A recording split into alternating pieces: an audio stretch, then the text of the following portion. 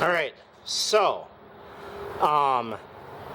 the engine has developed a pretty significant rattle, and I don't know if that's because there's the magnet on the flywheel is unbalanced, or if it's just that bad a balance on the piston moving back and forth.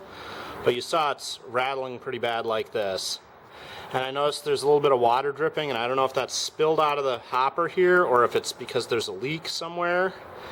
But it also is dripping out of the exhaust valve here, so I'm going to turn this muffler back around to make sure that the muffler is helping the engine drain out through the exhaust valve, because right now with the muffler up like this, any extra liquid that pops out the exhaust valve is just creating a lot of back pressure in the muffler. And I rotated that to make it out of the way, getting that sensor in and out. But now that the sensor is in there and seems to be working, I'm going to put it back, and hopefully that will help the engine breathe a little better so it can run.